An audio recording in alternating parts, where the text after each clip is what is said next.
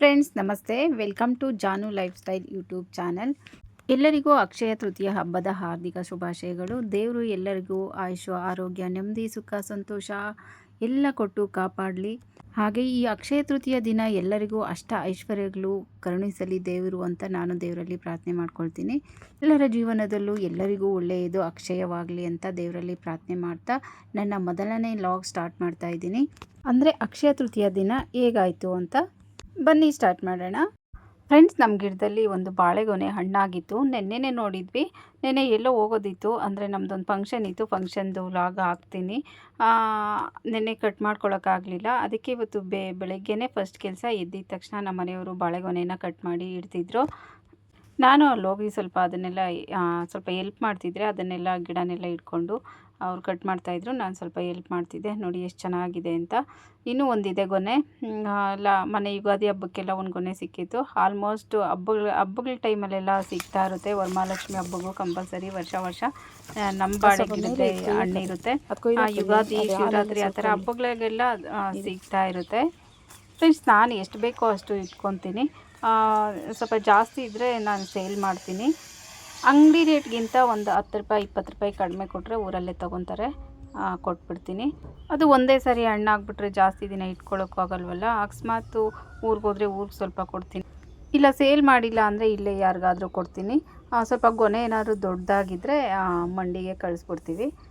ಅಷ್ಟೊಂದು ತಿನ್ನೋಕ್ಕಾಗಲ್ವಲ್ಲ, ಅದಕ್ಕೆ ಬಾಳೆಗೊನೆ ಎಲ್ಲ ಕೊಯ್ಕೊಂಬಂದು ಇಟ್ಟು ಬಾಗಿಲು ಬೆಳಗ್ಗೆನೇ ತೊಳೆದಿದ್ದೆ. ಸ್ವಲ್ಪ ಬೆಳಕಾಗಲಿಗೆ ರಂಗೋಲಿ ಹಾಕೋಣ ಅಂತ ಕಾಯ್ಕೊಂಡಿದ್ದೆ. ಎದ್ದಿದ ತಕ್ಷಣ ಅದೇ ಸ್ವಲ್ಪ ಬೇಗನೆ ಎದ್ದಿದ್ದೆ. 4:15ಗೆಲ್ಲ ಎದ್ದು ಮನೆ ಒರೆಸಿ ಬಾಗಿಲು ತೊಳೆದು ನೀರೆಲ್ಲ ಹಾಕಿದ್ದೆ. ಈಗ ಅರಿಶಿನ ಕುಂಕುಮ ಹೂವು ಇಟ್ಟು ಎಲ್ಲ ರಂಗೋಲಿ ಹಾಕಿ ಫಸ್ಟ್ ಪೂಜೆ ಮಾಡಿಬಿಡ್ತೀನಿ. ಆಮೇಲೆ ಟಿಫನ್ ರೆಡಿ ಮಾಡೋದಕ್ಕೆ ಹೋಗ್ತೀನಿ. ಫ್ರೆಂಡ್ಸ್, ಅಕ್ಷಯ ತೃತೀಯ ಅಂತ ಏನು ಸ್ಪೆಷಲ್ ಪೂಜೆ ಆ ಥರ ಏನೂ ಇಲ್ಲ. ಮತ್ತು ಚಿನ್ನ ಬೆಳ್ಳಿ ಅಂತಲೂ ಏನೂ ತೊಗೊಂಡಿಲ್ಲ. ನಾನು 2 kg ಉಪ್ಪು ತಂದು ಪೂಜೆ ಮಾಡೋಣ ಅಂತ ಮಾಡ್ತಿದ್ದೀನಿ ಅಷ್ಟೇ. ಮುಂಚೆ ಎಲ್ಲ ಅಕ್ಷಯ ತೃತೀಯಗೆ ಏನಾದರೂ ಗೋಲ್ಡ್ ಪರ್ಚೇಸ್ ಮಾಡ್ತಿದ್ದೆ. ಈಗಂತೂ ಆಗಲ್ಲ. ಅಂದರೆ ಮದುವೆಗೆ ಮುಂಚೆ ಮಾಡ್ತಿದ್ದೆ. ಮದುವೆ ಆದಮೇಲೆ ನಾನು 1 ವರ್ಷವೂ ಅಕ್ಷಯ ತೃತೀಯಗೆ ಏನು ಗೋಲ್ಡ್ ಆಗಲಿ ಸಿಲ್ವರ್ ಆಗಲಿ ಪರ್ಚೇಸ್ ಮಾಡಿಲ್ಲ. ಬೇರೆ ಟೈಮಲ್ಲಿ ತೊಗೊತೀನಿ. ಅಕ್ಷಯ ತೃತೀಯಗೆ ಅಂತ ಏನು ಪರ್ಚೇಸ್ ಮಾಡಿಲ್ಲ. ಈ ವರ್ಷವೂ ಅಷ್ಟೇ ಏನು ಪರ್ಚೇಸ್ ಮಾಡಿಲ್ಲ. ಸಿಂಪಲಾಗಿ ಒಂದು ರಂಗೋಲಿ ಹಾಕಿ ಪೂಜೆ ಮಾಡೋಣ ಅಂತ ಹೊರಟೆ. 7:30ವರೆಗೂ ಅಷ್ಟೇ ಅಲ್ವಾ ಅಕ್ಷಯ ತೃತೀಯ ಮಂಡೇ ಇದ್ದಿದ್ದು. ಅದಕ್ಕೋಸ್ಕರ ಬೇಗ ಮಾಡ್ಕೊಳ್ಳೋಣ ಅಂತ ಬೇಗ ಮಾಡಿ ಪೂಜೆ ಮಾಡ್ತಾಯಿದ್ದೀನಿ.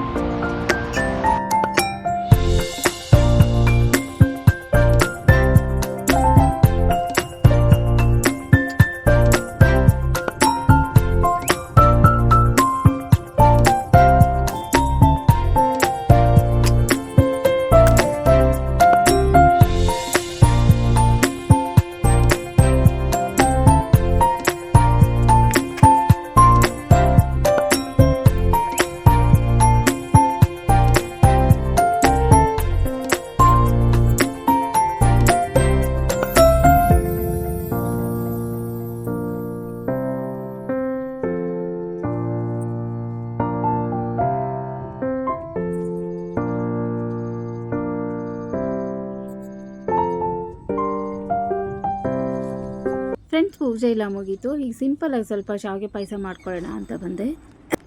ಏನಾದರೂ ಸ್ವೀಟ್ ಮಾಡೋಣ ಹಬ್ಬದ ದಿನ, ಸ್ವಲ್ಪ ನೈವೇದ್ಯಕ್ಕೂ ಆಗುತ್ತೆ ಅಂತ ಪೂಜೆ ಮಾಡಿ ಆಮೇಲೆ ನೈವೇದ್ಯಕ್ಕೂ ಮಾಡಿ ಇಡ್ತಾ ಇದ್ದೀನಿ. ನಾನು ಯಾವ ಥರ ಮಾಡ್ತೀನಿ ಅಂತ ಸಿಂಪಲ್ಲಾಗಿ ಹೇಳ್ಬಿಡ್ತೀನಿ. ಫ್ರೆಂಡ್ಸ್, ಫಸ್ಟು ಶಾವಿಗೆನ ಹುರ್ಕೊತೀನಿ, ತುಪ್ಪ ಹಾಕಿದ್ದೀನಿ. ಶಾವಿಗೆ ಹುರ್ಕೊಳ್ಳುವಾಗಲೇ ದ್ರಾಕ್ಷಿ ಗೋಡಂಬಿ ಇದಕ್ಕೆ ಹಾಕ್ಬಿಡ್ತೀನಿ. 2 ಥರ ಮಾಡ್ತೀನಿ. ನಾನು ಇವತ್ತು ಬೇಗ ಆಗಲಿ ಅಂತ ಈ ಥರ ಮಾಡ್ತಾಯಿದ್ದೀನಿ. ನೀರನ್ನು ಕಾಯೋದಕ್ಕೆ ಇಟ್ಟಿದ್ದೀನಿ, ಕರೆಂಟ್ ಸ್ಟವ್ ಮೇಲೆ ಫ್ರೆಂಡ್ಸ್, ಇವತ್ತು ಏನಾದರೂ ಸ್ವಲ್ಪ ಲೈಟಾಗಿ ಸ್ವೀಟ್ ಮಾಡೋಣ ಅಂತ ಮಾಡ್ತಾ ಇದ್ದೀನಿ. ಮಿಕ್ಸ್ ಮಾಡಿ ಸ್ವಲ್ಪ ಶಾವಿಗೆ ಪಾಯಸ ಥರ ಶಾವಿಗೆ ಮಾಡೋಣ ಅಂತ ಹುರ್ಕೊತಾ ಇದ್ದೀನಿ. ಮಾಡ್ತಿದ್ದೀನಿ. ಹುರ್ಕೊಂಡಾದ್ಮೇಲೆ ಕಾಯ್ತಿರೋಂಥ ಸೌಟಲ್ಲೇ ಮಿಕ್ಸ್ ನೀರನ್ನು ಮಾಡ್ತಾ ಇದಕ್ಕೆ ಇದ್ದೀನಿ, ಯಾಕೆಂದರೆ ಅದು ಬಾಣಲೆಗೆ ಈ ಥರ ಎತ್ಕೊಳ್ಳೋಕ್ಕೆಲ್ಲ ಚೆನ್ನಾಗಿರುತ್ತೆ ಅಂತ ಹಾಕ್ಬಿಟ್ಟು ಸ್ವಲ್ಪ ಬಾದಾಮ್ ಪೌಡರ್, ಫ್ರೈ ಬಾದಾಮ್ ಪೌಡರ್ ಈ ಹಾಕಿದ್ರೆ ಥರ ಏಲಕ್ಕಿ ಸೌಟಲ್ಲೇ ಪೌಡರ್ ಮಾಡ್ತಾ ಇದ್ದೀನಿ. ಇರಲ್ಲ, ಅದರಲ್ಲೇ ತುಂಬ ಫ್ಲೇವರ್ ಇರುತ್ತೆ. ಏಲಕ್ಕಿ ಫ್ಲೇವರ್. ಪೂಜೆ ಎಲ್ಲ ಸಕ್ಕರೆ ಆಯಿತು. ಹಾಕಿ ಮತ್ತೆ ಸ್ವಲ್ಪ ಬೇಯಿಸ್ತೀನಿ. ತುಂಬ ಬೇಯಿಸಬಾರ್ದು, ಅದು ಮುದ್ದೆ ಥರ ಆಗ್ಬಿಡುತ್ತೆ. ಸ್ವಲ್ಪ ನೋಡಿಕೊಂಡು ಅದು ಕಡ್ಡಿ ಇರೋ ಅಷ್ಟೇ ಬೇಯಿಸ್ಕೊಬೇಕು. ಜಾಸ್ತಿ ಬೇಯಿಸಿದ್ರೆ ಅದು ಅಂಟಂಟು ಮುದ್ದೆ ಆಗುತ್ತೆ, ಚೆನ್ನಾಗಿರಲ್ಲ. ಇದ್ರ ಜೊತೆ ಸ್ವಲ್ಪ ಅನ್ನ ರಸಂ ಮಾಡಿಕೊಂಡೆ ಅಷ್ಟೇ ಇವತ್ತಿನ ಬೆಳಗಿನ ಟಿಫನ್. ಇವತ್ತು ಒಂದು ಗೃಹ ಪ್ರವೇಶ ಇತ್ತು. ನಮ್ಮ ಮನೆಯವರು ಗೃಹ ಪ್ರವೇಶಕ್ಕೆ ಹೋದರು, ನಾವು ಹೋಗಬೇಕಾಗಿತ್ತು. ನಮ್ಮನ್ನು ಕರೆದ್ರು. ನಾನು ನೆನ್ನೆ ಎಲ್ಲ ಫಂಕ್ಷನ್ ಅಟೆಂಡ್ ಮಾಡಿದ್ದೆ ಅಂತ ಹೋಗಲಿಲ್ಲ. ಅದು ಏನು ಅಲ್ಲಿ ಯಾರೂ ನಮಗೂ ಪರಿಚಯ ಇರಲಿಲ್ಲ. ಇವ್ರ ಫ್ರೆಂಡು, ಇವ್ರಿಗೆ ಅಷ್ಟೇ ಪರಿಚಯ ಇದ್ದಿದ್ದು. ಹಂಗಾಗಿ ನಾವು ಯಾರೂ ಹೋಗಲಿಲ್ಲ, ನಮ್ಮ ಮನೆಯವ್ರು ಮಾತ್ರ ಹೋದರು. ಇನ್ನು ಟಿಫನ್ ಎಲ್ಲ ಮಾಡ್ಕೊಂಡು, ಫ್ರೆಂಡ್ಸ್ ಇರುತ್ತಲ್ವ ಮನೆಯಲ್ಲಿ ಸಣ್ಣ ಪುಟ್ಟ ಕೆಲಸ, ಅದು ಮಾಡಿಕೊಂಡು ಇದ್ದೆ. ಮತ್ತು ಇನ್ನು ಸಂಜೆ ಆಯಿತು. ಇನ್ನು ಸಂಜೆ ಕೆಲಸ ಇರುತ್ತಲ್ವ ಮನೆಯಲ್ಲಿ, ಕಸ ಗುಡಿಸು, ಬಾಗಿಲು ಕಸ ಗುಡಿಸು, ಮತ್ತು ಪೂಜೆ ಮಾಡು, ಅಡುಗೆ ಮಾಡು ಅಂತ ಇರುತ್ತಲ್ವ, ಅದೇ ಕೆಲಸನೇ ಇನ್ನೊಂದು ಇದ್ದಿದ್ದು. ಮತ್ತು ಇಷ್ಟೆಲ್ಲ ಆದಮೇಲೆ ಅಂದರೆ ಬಾಗಿಲು ಕಸ ಗುಡಿಸಿ, ಮನೆ ಕಸ ಗುಡಿಸಿ, ಕೈ ಕಾಲು ತೊಳ್ಕೊಂಡು, ಮತ್ತು ಪೂಜೆ ಮಾಡಿ ಆದಮೇಲೆ ಟೀ ಮಾಡಿಕೊಂಡು ಕುಡಿದು ಮತ್ತು ಅಡುಗೆ ಮಾಡೋದಕ್ಕೆ ಇಳಿದೆ. ಏನು ಅಡುಗೆ ಮಾಡೋದು ಅಂತ ಯೋಚನೆ ಮಾಡಿ ಅಡುಗೆ ಮಾಡಿದೆ. ನನಗೆ ಮುದ್ದೆ ತಿನ್ನಬೇಕು ಅನಿಸ್ತಾಯಿತ್ತು, ಯಾಕೆಂದರೆ ಒಂದು 3-4 ಡೇಸಿಂದ ಮುದ್ದೆ ಮಾಡಿರಲಿಲ್ಲ. ಇನ್ನು ಮುದ್ದೆ ಬೇಕಂದರೆ ಅದಕ್ಕೆ ಏನಾದರೂ ಸಾಂಬಾರು, ತುಂಬ ಚೆನ್ನಾಗಿರೋ ಸಾಂಬಾರು ಮಾಡಬೇಕಲ್ವ, ಅದಕ್ಕೆ ಯೋಚನೆ ಮಾಡಿ ಲಾಸ್ಟಿಗೆ ಬೇಳೆ ಸಾರು ಮಾಡಿದೆ. ತರಕಾರಿ ಎಲ್ಲ ಇತ್ತು ಮನೆಯಲ್ಲಿ, ತರಕಾರಿ ಹಾಕಿ ಮಾಡೋದಕ್ಕೆ ಲೇಟ್ ಆಗುತ್ತೆ ಅಂತ ನಮ್ಮ ಕಡೆ ಹಸಿಮೆಣ್ಸಿನ್ಕಾಯಿ ಸಾರು ಅಂತ ಮಾಡ್ತಾರೆ. ಅಂದರೆ ಬೇಳೆಗೆ ಹಸಿಮೆಣ್ಸಿನ್ಕಾಯಿ ಹಾಕಿ ಸಾರು ಮಾಡೋದು ಅಂತ. ಆ ಸಾಂಬಾರು, ಮುದ್ದೆ, ಅನ್ನ ಎಲ್ಲ ಮಾಡಿದೆ. ಬಿಸಿ ಊಟ ಮಾಡೋಣ ಅಂತ ಮಾಡಿದೆ, ಹಸಿವಾಗ್ತಿತ್ತು. ಇನ್ನೇನು ಮುದ್ದೆ ಮಾಡಿ ಇಟ್ಟಿದ್ದೀನಿ ಅಷ್ಟರಲ್ಲಿ ನಮ್ಮ ಮನೆಯವರು ಬರ್ಗರ್, ಫ್ರೆಂಚ್ ಫ್ರೈಸ್ ಮತ್ತು ರೋಟಿ ಎಲ್ಲ ಪನ್ನೀರ್ ರೋಲ್ ಎಲ್ಲ ತೊಗೊಂಬಂದಿದ್ರು. ಅದನ್ನೆಲ್ಲ ತಿಂದ್ವಿ. ಇನ್ನು ಊಟನೂ ಮಾಡೋಕ್ಕೆ ಆಗಲಿಲ್ಲ, ನಾನು ಊಟನೇ ಮಾಡಲಿಲ್ಲ. ಅಷ್ಟೇ ಅದೇ ಹೊಟ್ಟೆ ತುಂಬಿಕೊಂಡು ಮಾಡಿದ ಅಡುಗೆ ಎಲ್ಲ ಹೇಗೆ ಮಾಡಿದ್ದೀನೋ, ಅನ್ನ ಸಾಂಬಾರು ಮುದ್ದೆ ಎಲ್ಲ ಅಷ್ಟು ಹಾಗೆ ಇತ್ತು. ಬೆಳಗ್ಗೆ ಎದ್ದು ಫ್ರೆಂಡ್ಸ್ ನಾನು ಸ್ವಲ್ಪ ಕೋಳಿ ಮೇಯಿಸಿದ್ದೀನಿ, ಮುದ್ದೆ ಸ್ವಲ್ಪ ಕೋಳಿಗೆ ಹಾಕಿದೆ. ಇವಾಗಲೂ ಸ್ವಲ್ಪ ಇದೆ. ಮತ್ತು ಬಾಳೆಗೊನೆ ಕೊಯ್ಕೊಂಡಿದ್ವಲ್ವ, ಅದನ್ನು ಸ್ವಲ್ಪ ಹಣ್ಣು ಮಾಡೋಣ, ಸ್ವಲ್ಪ ಹಾಗೆ ಇಟ್ಟಿದ್ದೀನಿ, ಸ್ವಲ್ಪ ಹಣ್ಣು ಮಾಡಿದ್ದೀನಿ. ಹಣ್ಣು ಮಾಡೋದಕ್ಕೆ ಹಾಕ್ತಾಯಿದ್ದೀನಿ. ಏನಪ್ಪ ಮಾಡ್ತೀನಿ ಅಂದರೆ, ಎಷ್ಟು ಬೇಕೋ ಅಷ್ಟು ಬಾಳೆಹಣ್ಣಿನ ಗೊನೆಯಿಂದ ಈ ಥರ ಕಟ್ ಮಾಡಿಕೊಂಡು ಅದರೊಳಗಡೆ ಒಂದು ಟೊಮೆಟೊ ಹಾಕಿ ಇಟ್ಬಿಟ್ರೆ, ರಾತ್ರಿ ನೈಟೆಲ್ಲ ಹಾಕಿ ಇಟ್ಬಿಟ್ಟು ಬೆಳಗ್ಗೆ ತೆಗೆದ್ರೆ ನೆಕ್ಸ್ಟ್ ಡೇ ಅಷ್ಟೊತ್ತಿಗೆ ಹಣ್ಣಾಗಿರುತ್ತೆ. ಇದು ನೋಡಿ, ಆ ಥರನೇ ಮಾಡ್ತಾಯಿದ್ದೀನಿ. ಯಾವುದಾದ್ರೂ ಕೆಟ್ಟೋಗಿರೋ ಟೊಮೆಟೊ ಆದರೂ ಸಾಕು, ಅಂದರೆ ವೇಸ್ಟ್ ಆಗ್ತಾ ಇರುತ್ತಲ್ವ, ಆ ಥರ ಟೊಮೆಟೊ ಆದರೂ ಆಯಿತು. ಮತ್ತು ಇದರೊಳಗಡೆ ಹಾಕಿ ಟೊಮೆಟೊನ ಮತ್ತೆ ನಾವು ಏನಕ್ಕೂ ಯೂಸ್ ಮಾಡೋಂಗಿಲ್ಲ, ಬಿಸಾಡಬೇಕು ಈ ಟೊಮೆಟೊನ. ಅದಕ್ಕೆ ಸ್ವಲ್ಪ ವೇಸ್ಟ್ ಆಗಿರೋ ಅಂಥ ಟೊಮೆಟೊನೇ ಹಾಕಿ ಇಟ್ಟಿದ್ದೀನಿ.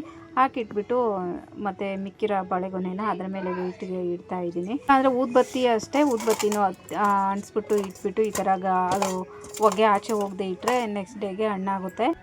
ನಾವು ಗೊನೆ ಹಣ್ಣು ಮಾಡೋಂಗಿದ್ರೆ ಅದೇ ಥರನೇ ಮಾಡ್ತೀನಿ. ಈಗ ಎಲ್ಲ ಒಂದೇ ಸಾರಿ ಹಣ್ಣು ಮಾಡೋದು ಬೇಡ, ಸ್ವಲ್ಪ ಮಾಡ್ಕೊಳ್ಳೋಣ ಅಂತ ಸ್ವಲ್ಪ ಈ ಥರ ಮಾಡಿ ಇಟ್ಟಿದ್ದೀನಿ. ಅದು ಇನ್ನೂ ಲೇಟಾಗಿ ಹಣ್ಣಾಗುತ್ತೆ. ಇದು ಖಾಲಿ ಆಗೋಷ್ಟರಲ್ಲಿ ಅದನ್ನು ಹಣ್ಣು ಮಾಡ್ಕೊತೀನಿ.